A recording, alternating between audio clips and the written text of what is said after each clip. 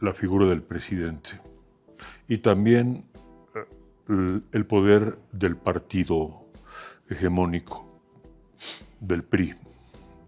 La conciencia de que únicamente con la libertad, y en particular de la libertad de expresión, de prensa, de opinión, iba México a comenzar a salir de eso que Mario Vargas Llosa llamó, no sin cierta piedad, la dictadura perfecta. Esa dictadura perfecta pudo haberlo sido por el hecho de que duró muchos años o décadas, pero era no solamente un ejemplo de imperfección, sino un ejemplo malévolo de corrupción, de mentira y de opresión sutil a veces y a veces no, y de abuso y de autoritarismo. Y todo eso que rodea al poder omnímodo es aquello contra lo que Julio Scherer combatió y por supuesto lo mismo de otra trinchera, desde otra trinchera, lo mismo que combatimos nosotros en Vuelta y yo en particular. ¿Cómo vivió usted, Enrique, el nacimiento de Proceso? El nacimiento de Proceso, con la sensación de que algo absolutamente nuevo aparecía en el horizonte. Yo recuerdo la ceremonia en el Hotel María Isabel. Fuimos, si no recuerdo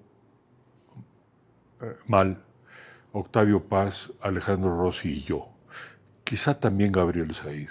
Estoy seguro que aunque Octavio Paz ya tenía en mente la idea de continuar la revista Plural, fundando una revista nueva, Vuelta, el ejemplo y la emoción compartida, la emoción que vimos en aquella reunión multitudinaria de todos los que contribuíamos a hacer Excelsior y que fuimos expulsados junto con Julio Scherer o renunciamos, como ocurrió con Plural, a seguir esa farsa en la que se convirtió el periódico. Todos sentimos, digo, esa emoción que nos motivó, que nos inspiró. Y yo sabía que ahí iba a nacer, yo sentía que iba a nacer, que estaba por nacer meses después, una voz fresca, nueva, que en mis estudios de liberalismo y con la cercanía de Cosío Villegas, claramente vinculaba al mejor periodismo mexicano, que fue el periodismo del siglo XIX. De modo que eso fue lo que sentí en ese momento y claro, la aparición del primer número de Proceso, junto con el primer número de Vuelta, la aparición de estas dos revistas tan distintas pero hermanas y hermanadas, fue muy emocionante. ¿Y cómo vivió, cómo percibió usted a Julio Scherer García en esos momentos? Bueno, como un iluminado, ¿no? Octavio Paz decía que Julio era un personaje de novela, un personaje ruso del siglo XIX.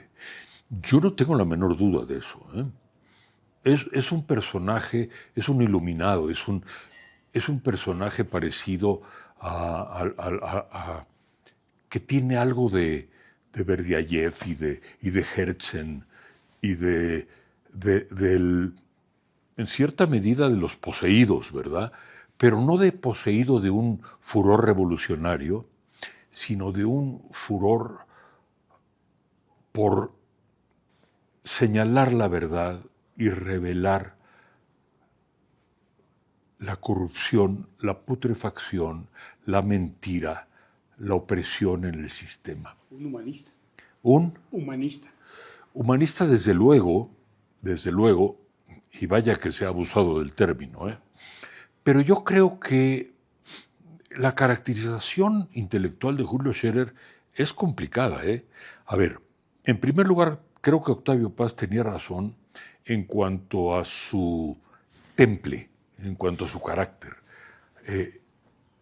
Un personaje ruso hasta en la pinta, ¿no? Hasta en la melena, en la mirada penetrante, en la pasión con la que hablaba y con la que tomaba las cosas. Pero intelectualmente provenía de mundos distintos a aquel. Pues, no creo que de la novela rusa, aunque seguro la leyó. Desde luego, hay un fondo, yo diría que de anarquismo católico o cristiano en Julio Scherer. Y ahí también hay un eco de Rusia, pero en fin, un anarquismo católico. Sin duda ninguna que el poder fue una de las pasiones periodísticas de don Julio Scherer. El poder para analizarlo, para estudiarlo, para escudriñarlo, para exprimirlo, o por observarlo más bien en microscopio, ¿verdad? Ese misterio del poder. Hay una fascinación, pero también hay un horror y una distancia. Y por eso es el periodista que es. ¿Cómo define usted la relación que tuvo? Porque tenía, en efecto, bien dice usted, una cercanía, pero al mismo tiempo una distancia. Scherer abrevaba, te dije, intelectualmente del pensamiento católico, sí, pero yo creo que también de la mejor tradición liberal del pensamiento mexicano, porque los grandes periodistas del 19, por ejemplo Francisco Zarco, ¿no? Bueno, eran católicos moderados, ¿no? Pero eran sobre todo liberales. Y Scherer tenía también un elemento liberal, del periodismo liberal mexicano. Pudo no haber sido gran lector de esos autores, ¿no? Pero como quiera tuvo cerca a Cosío Villegas, que fue su amigo, lo invitó al periódico y yo creo que le aprendió mucho en esa cercanía a este que fue el gran liberal mexicano del siglo XX. ¿Nunca estuvo tentado por el poder? A ver, entonces, con eso más o menos dibujamos el perfil intelectual. Ahora me estás preguntando por su relación con el poder. No, yo creo que Julio, hasta donde yo entiendo, nunca estuvo tentado a tener el poder. Yo creo que ni siquiera estuvo tentado a ser ideólogo del poder, a ser consejero del poder. No, yo creo que él sabía que tenía que estar cerca del poder para poderlo observar y eventualmente transmitir al público lo que observaba. Y por otro lado, tenía que ejercer la difícil operación de separarse del poder para criticarlo. Entonces, era una dialéctica muy difícil, estar cerca, desayunar o comer o ir a una reunión, ¿verdad? Y al mismo tiempo, al día siguiente en el periódico o en el siguiente número de Proceso, darle el trancazo, ¿no? Pero el poder es, desde tiempos prehispánicos, más para mal que para bien, el centro de la vida mexicana. Y por eso Julio Scherer estuvo siempre, desde que empezó su trabajo periodístico en Excelsior, cerca del poder, pero nunca tentado por el poder, ni para ejercerlo, ni para aconsejarle, y mucho menos, cosa fundamental, para aprovecharse de él, para lucrar con él. Y en eso se distinguió de la inmensa mayoría de los periodistas de su tiempo.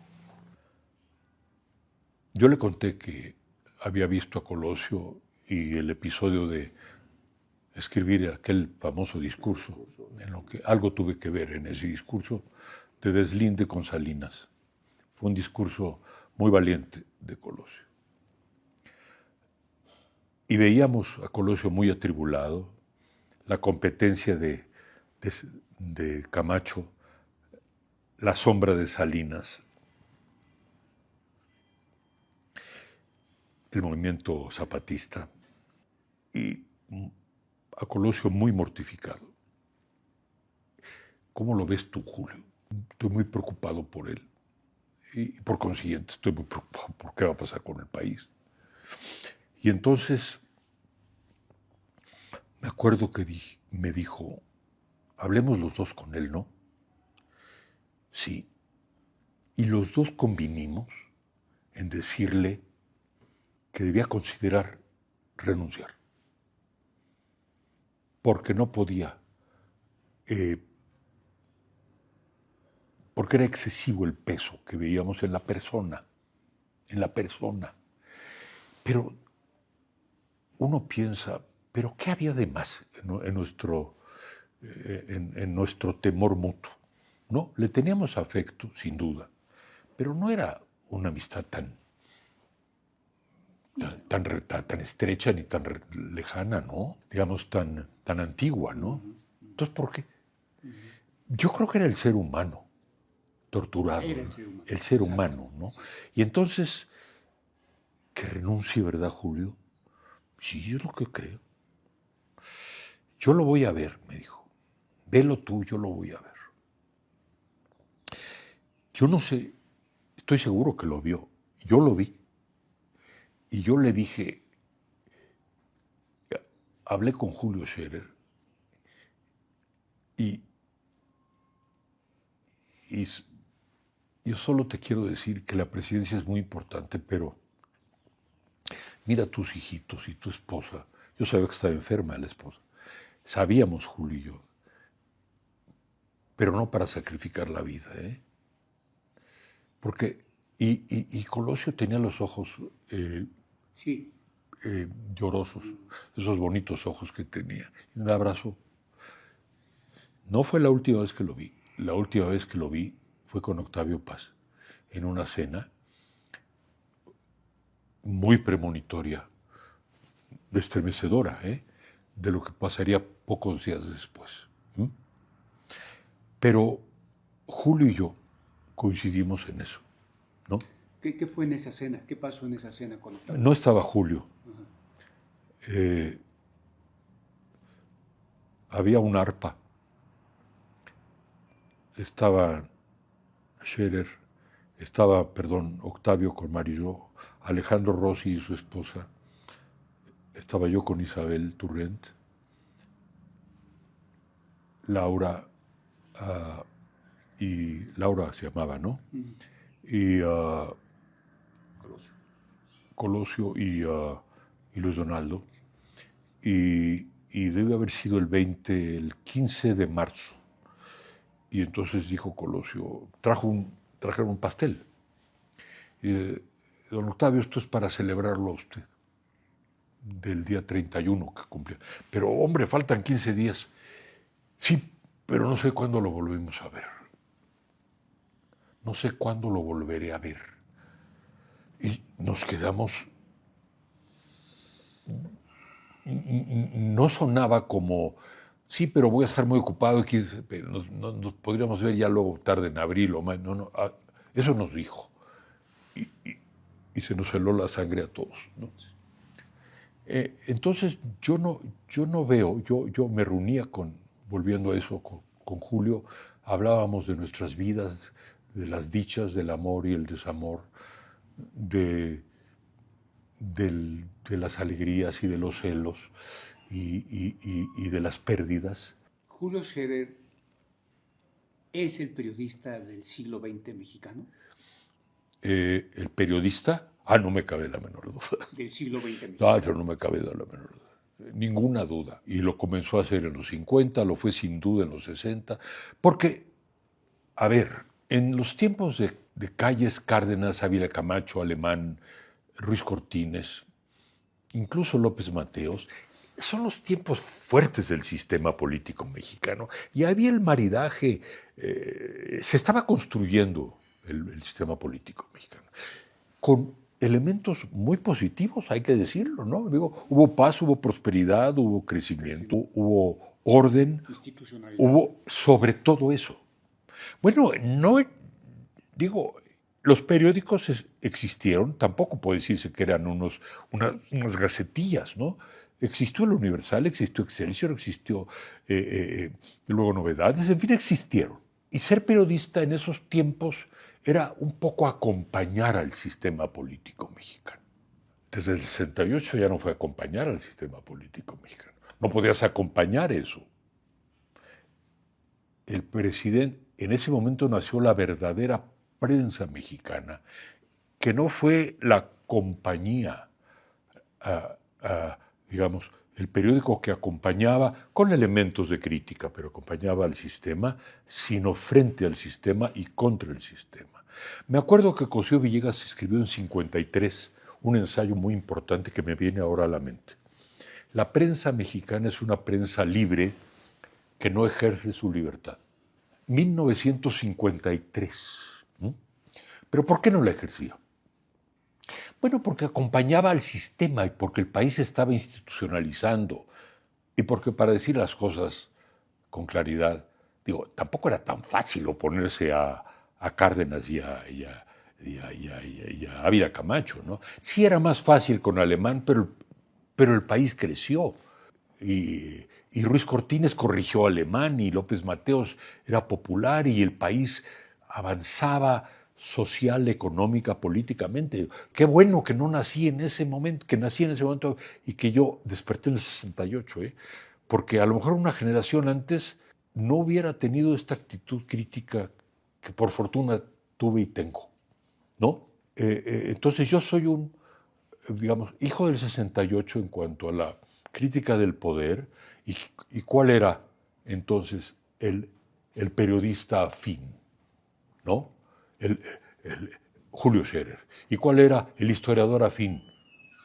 Daniel Cosío Villegas. ¿Y cuál era el escritor afín? Octavio Paz. ¿Y cuál era el ensayista afín? Gabriel Said. O sea, todos frente al poder. Es el Octavio Paz que escribe postdata, que renuncia a la embajada, que escribe su poema de Tlatelolco, es el mejor, el Octavio Paz, iba a decir el mejor, no, el mejor es desde que nació, es el Octavio Paz que se voltea contra el sistema y dice, ya no. Es el que encuentra a Julio Scherer y el que Julio Scherer encuentra, ¿no? Entonces, Julio Scherer es el periodista del siglo XX mexicano. Yo diría, Julio Scherer es el periodista de la prensa combativa mexicana del siglo XX, ¿no? Porque la prensa del siglo XX se dividiría, yo diría, en tres etapas. La etapa porfiriana y revolucionaria, ¿no? Tiene 4 etapas, ¿no? La porfiriana, la revolucionaria, la institucional y la crítica. Es el periodista, para ser más preciso, del periodismo crítico mexicano. ¿Qué le dijo a usted en 2014 esa portada de Julio Scherer con el Mayo Zambada encima? No me gustó particularmente, ¿no? Pero yo entendí, no, tampoco me indignó, Me hubiera gustado, recuerdo vagamente, ¿no? Que lo que yo hubiera querido es que fuera más duro, ¿no? Que le dijera, a ver, y las muertes le quitan el sueño, ¿qué le provoca? La gente se muere por esto, ¿no? Eso es lo que recuerdo, ¿no? Me sorprendió, a muchos los indignó, No a mí, porque Scherer perseguía la noticia donde estuviera y al personaje donde estuviera y corriendo los riesgos que quisieran, ¿no? Así que, pero no me sorprendió. Digamos que me sentí cierta incomodidad. Julio murió, es decir, es una entrevista del 14, ¿no? Sí, bueno, tenía que ser el hombre del momento, el personaje misterioso, tan misterioso que después de Scherer ya solo lo vimos en la foto de 2012 fue la entrevista. 12. Misterioso, ¿no? Muy misterioso, ¿no? Y bueno, entonces eso es lo que sentí, pero recuerdo muchísimas otras portadas memorables en los tiempos de la presidencia imperial, ¿no? Y siempre provocadoras, ¿no? Sí, no tú te podías incomodar, indignar, ¿no? Un periodismo que a veces, me parece a mí, por buscar la denuncia, y a lo mejor no la tenía cada semana. O sea, a lo mejor no había nada, no había mucho que denunciar cada semana. Pero, bueno, pues se denunciaba, ¿no?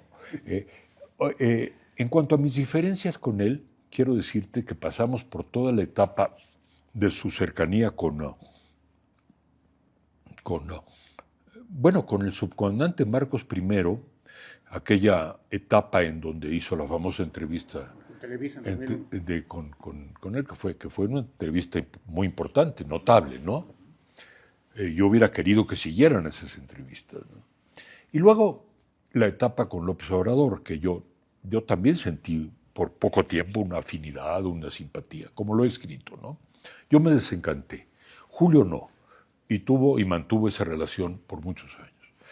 Yo creo que quizá nos dejamos de ver un poco, pero por las vicisitudes de las vidas, no por nada especial. Pero sí, digamos, en el periodo inmediatamente posterior a la elección, me lo encontré en un avión. Y me dijo, eras mejor antes. Y le dije, ¿por qué no lo hablamos? ¿No? Y entonces nos fuimos a comer. Y le dije, a ver, ¿por qué era mejor antes? Porque por ese el ensayo que escribiste se refería al Mesías tropical. Tropical, exacto. Pues hiciste leña del árbol caído. Le dije, no, espérame. Yo escribí ese ensayo a fines de mayo del 2006, cuando López Obrador estaba arriba en las encuestas y y lo escribí convencido de que ganaría. Así que no me vengas con eso. A ver, sí, seguro, sí, Julio, a ver, ¿no? Me corrí mis riesgos y así me fue, ¿no? Porque pues ahora me detesta mucha gente, ¿no? Pero, ok. Y yo creo que como si nada hubiera pasado. ¿Sí? Y aquello siguió y seguimos hablando de qué, conforme la vida pasaba. Y él, 20 años mayor que yo, pudo haber sido mi padre, ¿no? Sentía la cercanía de la vejez, pues hablábamos de eso, de la vejez y de la muerte, ¿no? Y yo de mi vida, de los altibajos de la vida, de los hijos, en fin, de todo eso, ¿no? Y finalmente vio con muy buenos ojos, y no es que él gestionó, una entrevista larga que me hizo Rafael Rodríguez Castañeda en Proceso.